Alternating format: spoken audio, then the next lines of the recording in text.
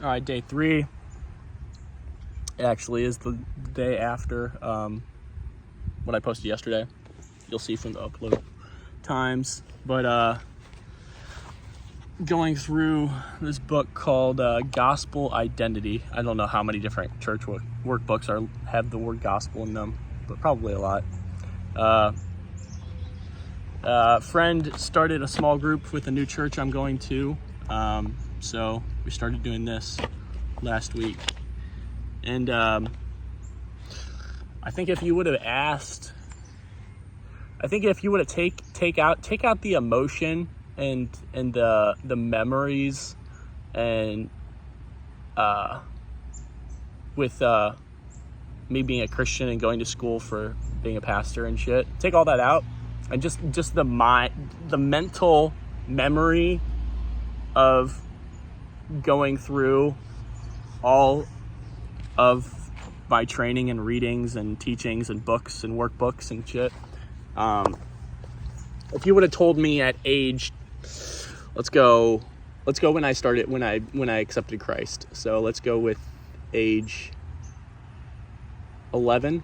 So at age 11, if you would have told me at age 28 that you'd be starting a workbook called Gospel Identity,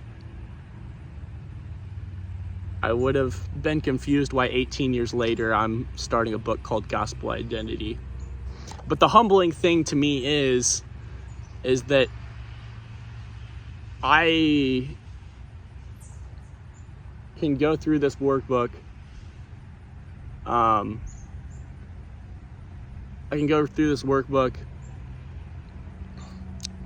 Through my struggle of depression, and then through the struggle of sexual immorality, and then through the struggle of alcohol, and then through the struggle of drugs, and then through the struggle of finances, and then through the struggle of losing my license. All of those, I want to answer differently, but I would think about this book differently if I went through this book for every one of those points in my life. I would have filled this book out differently.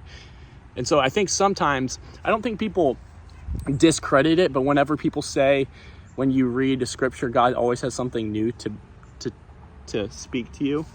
There's chipmunks chasing each other. It's getting me paranoid with the nature around. It's true. How many times, let me ask you this, how many times have you told the one that you loved, that you're romantically involved with, I love you? It means the same thing. You feel the same way. Okay, maybe you feel different. You feel different. You think the same way about it, but you keep saying it. Why? Because there is a difference in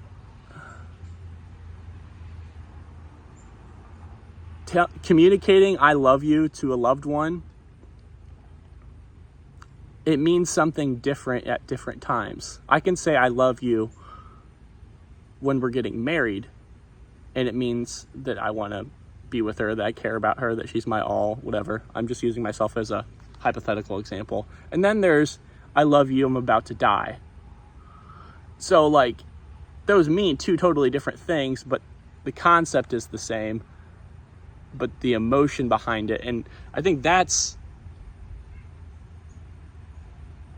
like God saying to me in my struggles, Simeon, I still love you in your depression. Simeon, I still love you in your anxiety. Simeon, I still love you in your alcoholism. Simeon, I still love you in your financial struggles.